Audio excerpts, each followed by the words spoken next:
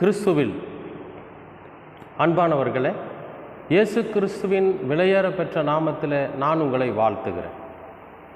இன்றைய அனுதின உணவில் கர்த்தர் நமக்கு கொடுக்கிற வார்த்தை ஏசாயா 1ஆம் அதிகாரம்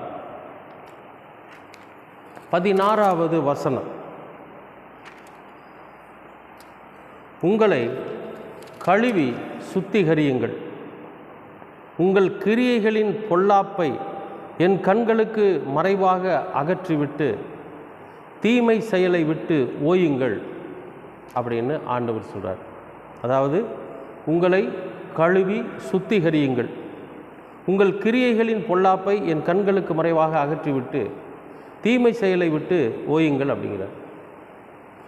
உங்களை கழுவி சுத்திகரியுங்கள் அப்படின்னா ஆண்டவர் என்ன சொல்கிறாருன்னா, நம்மை கழுவி முழுமையாய் சுத்திகரிக்க சொல்கிறார். சுத்திகரித்தல் அப்படின்னா என்ன அப்படிங்கிறது தானே வேணும். சுத்திகரித்தல் அப்படின்னா எல்லா விதமான தவறான செயல்களும் பாவ செயல்களும் இவைகளெல்லாம் நம்மை ஆட்கொண்டு விடாதபடிக்கு நாம் நம்மை முழுமையாய் பாதுகாத்து கொள்வதற்கு பேர் தான் சுத்திகரித்தல். அதையெல்லாம் விட்டு விலகி ஓடி வர்றது தான் சுத்திகரி. உங்களை கழுவி அப்படின்னா நாம் டெய்லியும் தான் குளிக்கிறோம். தினமும் காலையில் எழுந்த உடனே நம்ம என்ன பண்ணுறோம், ப்ரஷ் பண்ணுறோம், தலையிலிருந்து தண்ணியை ஊற்றி சோப்பு போட்டு நல்லா கழுவுறோம். ஆனால் பாவம் நம்மளை விட்டு போகுமா? அழுக்கு நம்மளை விட்டு போயிடும். வெளியே உலகத்தில் காற்றுனால உலகத்தினால அசிங்கத்தினால வரக்கூடிய நம்ம மேலே படிகிற அழுக்கு இருக்குது பார்த்திங்களா, அது போயிடும். தினமும் காலையில் ஒரு முறை குளிக்கிறோம், சாயந்தரம் வீட்டுக்கு போன உடனே ஒரு முறை குளிச்சுட்டு படுக்கிறோம். தினமும் தான் நம்மளை கழுவிட்டு இருக்கிறோம். ஆனால் இந்த கழுவுதல் என்பது என்னன்னு கேட்டிங்கன்னா, இருதயத்தை கழுவுதல், சரீரத்தை கழுவுதல் அல்ல.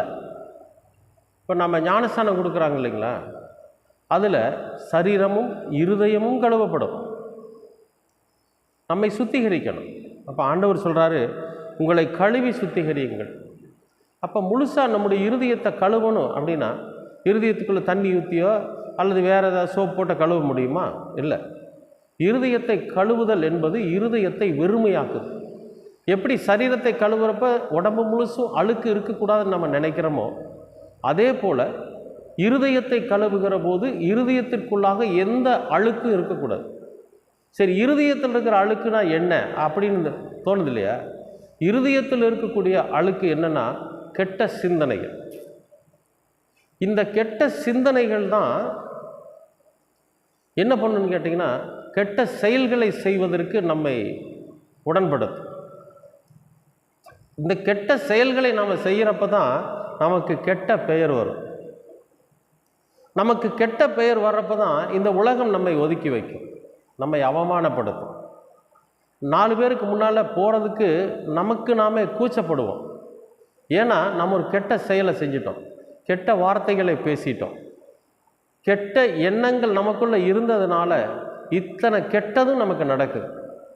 அதனால தான் ஆண்டவர் சொல்கிறாரு, நீங்கள் உங்களை கழுவுங்கள் அப்படின்னா உங்கள் இருதயத்தை கழுவுங்கன்னு அர்த்தம். நம்முடைய இருதயத்தை கழுவி நம்மை சுத்திகரித்து கொள்வது. இனிமேல் நான் எந்த விதமான தவறுகளை செய்ய மாட்டேன், எந்த விதமான பாவமும் செய்ய மாட்டேன், எந்த விதமான கெடுதலும் செய்ய மாட்டேன்னு சொல்லி நம்மை நாமே ஆண்டவருடைய சமூகத்தில் அர்ப்பணித்து இதுவரை செய்திருக்கிற எல்லா பாவங்களும் அக்கிரமங்களும் மீறுதல்களும் கெடுதல்களும் என்னை விட்டு விலகி ஓடட்டும், இன்றிலிருந்து நான் ஒரு புதிய மனிதனாக உடைய சமூகத்தில் வாழ போகிறேன்னு சொல்லி நம்ம என்னைக்கு வாக்குத்தத்தம் பண்ணி வைராக்கியமாக ஆண்டவரோட சமூகத்தில் நம்மை ஒப்பு கொடுக்குறோமோ அப்பொழுதுதான் நம்மை நாமே சுத்திகரித்து கொண்டதாக அர்த்தம். அடுத்து சொல்கிறாரு, உங்கள் கிரியைகளின் பொல்லாப்பை என் கண்களுக்கு மறைவாக அகற்றி. அப்போ நம்ம பொல்லாப்பான செயல்களை செய்கிறோம். அதைத்தான் இந்த இருதயத்தில் இப்படி கேடுள்ள சிந்தனைகளும் கிறுக்குள்ள சிந்தனைகள் இருந்துச்சுன்னா நாம் தவறான செயல்களை செய்ய நம்மை அர்ப்பணிப்போம், தவறான செயல்களை செய்வதற்கு நம்ம உடன்படும்.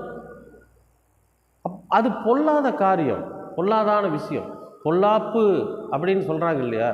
அப்போ இந்த பொல்லாப்பு என்ன பண்ணுன்னு கேட்டிங்கன்னா, அநேகர் அதனால் பாதிக்கப்படுவாங்க. ஆண்டவருடைய நாமம் தூஷிக்கப்படும். நீங்கள் ஒரு தப்பை செஞ்சு பாருங்கள், இந்த தப்பு வெளிப்படும் போது நீங்கள் ஒரு உண்மையான தெய்வத்தை பின்பற்றுகிற பிள்ளைகள் என்று தெரிஞ்சுனாக்கா உடனே என்ன தெரியுமா கேட்பாங்க, ஏங்க நீங்கள் கடவுளோட பிள்ளைன்னு சொல்லிட்டு இருக்கிறீங்க, நீங்கள் இப்படி செய்யலாமா அப்படின்னு சொல்லுவாங்க. வேதத்தை எடுத்து போதிக்கிற நீங்கள் இதை செய்யலாமா? விபச்சாரம் செய்ய வேண்டாம் என்று சொல்லுகிற நீ விபச்சாரம் செய்யலாமா? களவு செய்ய வேண்டாம் என்று போதிக்கிற நீ களவு செய்யலாமா அப்படிலாம் கேட்பாங்க. வேதமாக அதை கேட்குது. எதனாலன்னா, பொல்லாத சிந்தனைகள் நம்முடைய இருதயத்தில் வந்துச்சுன்னா பொல்லாத கிரியைகள் வெளிப்படும். அப்போ இந்த பொல்லாத கிரியைகளையெல்லாம் நம்மை விட்டு விலக்கி அகற்றி விட்டு, அதாவது ஆண்டவரோட கண்களுக்கு அது தெரியக்கூடாதான். ஆண்டவருடைய கண்கள் எப்படிப்பட்டது? பூமியின் கடையாந்தரமெங்கும் சுற்றித் திரிகிற அவருடைய கண்கள், கடலின் ஆழத்தில் இருக்கிறதையும் கண்டுபிடிக்கிற அவருடைய கண்கள், ஒரு மனிதனுடைய இருதயத்தின் ஆழத்தில் என்ன இருக்குதுங்கிறத கண்டுபிடிக்கிற கண்கள். அப்படிப்பட்ட கண்களுக்கு இந்த பொல்லாத கிரியைகளை மறைச்சிருங்க அப்படின்னா எப்படி மறைக்க முடியும்? அதை செய்யாமல் இருக்கிறது ஒன்று தான் அதை மறைக்கக்கூடிய விஷயம். அப்போ நாம் அதை செய்யாமல் இருக்கணும் அப்படிங்கிறார். செய்யாமல் இருந்து தீமையான செயலை விட்டு ஓயுங்கள் அப்படிங்கிறது. அப்போ இந்த பொல்லாத காரியமும் தீமையான செயல்களும் நாம் செய்யாமல் இருக்கணும்னா முதல்ல நம்முடைய இருதயத்தை முழுமையாக கழுவணும், நம்மை சுத்திகரிக்கணும், ஆண்டவரிடத்தில் நம்மை ஒப்புவிக்கணும். எனக்கு அன்பானவர்களே, இன்றைய நாள் அனுதின உணவில் கர்த்தர் நமக்கு கொடுக்குற வார்த்தை, நாம் இதுவரைக்கும் பாவம் செஞ்சுருக்கலாம், இதுவரைக்கும் பொல்லாத காரியங்களை செஞ்சுருக்கலாம், இதுவரைக்கும் தீமையான காரியங்களை செஞ்சுருக்கலாம், இதுவரைக்கும் நம்முடைய இருதயம் கேடுள்ளதும் கிறுக்குள்ளதுமாக இருந்திருக்கலாம். ஆனால் இன்றைக்கு நாம் ஒரு முடிவெடுப்போம், என்னென்னு, நான் என் இருதயத்தை கழுவ போகிறேன். ஆண்டவரோட சமூகத்தில் என் இருதயத்தில் இருக்கிற எல்லாவற்றையும் அவரோட பாதத்தில் வச்சுட்டு, இனி நான் ஒரு புதிய மனிதனாக, புதிய சிருஷ்டியாக, புதிய உருவமாக, புதிய சிந்தனைகளோடு, புதிய எண்ணங்களோடு, புதிய இருதயத்தோடு நான் கழுவப்பட்டவனாக இன்றைக்கு நான் மாறப்போகிறேன்னு சொல்கிறப்போ நிச்சயமாகவே கர்த்தர் நம்முடைய காரியங்களை வாய்க்க செய்வார். நம்முடைய எல்லா செயல்களிலும் கர்த்தருடைய கிருபை முன்வைக்கப்பட்டு இருக்கும். அது அநேகருக்கு நன்மை பயக்கும். அதன் மூலிமா நம்முடைய கர்த்தர் மகிமைப்படுவார். நாமும் ஆண்டவருடைய சமூகத்தில் உயர்த்தப்படுவோம், அனைவராலும் மதிக்கப்படுவோம். கர்த்தர் உங்களை ஆசீர்வதிப்பார். அன்பின் பரலோக பிதாவே, அருமையான நல்ல இந்த அனுதின உணவிற்காக உமக்கு நன்றி. இந்த நாளை நீர் ஆசீர்வதித்து கொடுத்தமைக்காக உமக்கு நன்றி. ஆண்டவரே, இந்த நாளிலும் கூட நாங்கள் எங்களை முழுமையாக கழுவி எங்கள் இருதயத்தை சுத்திகரித்து, ஆண்டவரே, எங்களுடைய தீமையான காரியங்களை விட்டு நாங்கள் விலகி பொல்லாப்பான கிரியைகளிலிருந்து ஆண்டவர் நாங்கள் எங்களை விலக்கிக் கொள்ள நீர் எங்களுக்கு கிருபை பாராட்டுங்க. ஒருவேளை கடந்த காலங்களில் நாங்கள் அறியாமலும் தெரியாமலும் செய்திருக்கிற தவறுகளை கர்த்தர் தயவாய் மன்னிக்க வேண்டுமாய் செபிக்கும். உம்முடைய கிருபையும் உம்முடைய அன்பும் உம்முடைய வசனங்களும் என்றென்றைக்கும் எங்களோடு கூட இருக்கட்டும். நீர் எங்களை வழிநடத்தும், நாங்கள் நடக்க காத்திருக்கிறோம். நீர் எங்கள் ஆசீர்வதியும், நாங்கள் பெற்றுக்கொள்ள காத்திருக்கிறோம். நீர் எங்களுக்கு தயவு பாராட்டும். எல்லாவற்றையும் உமது திருக்குமாரனாம் இயேசு கிறிஸ்துவின் வழியாய் கேட்கிறோம் நல்ல பிதாவே. ஆமென்.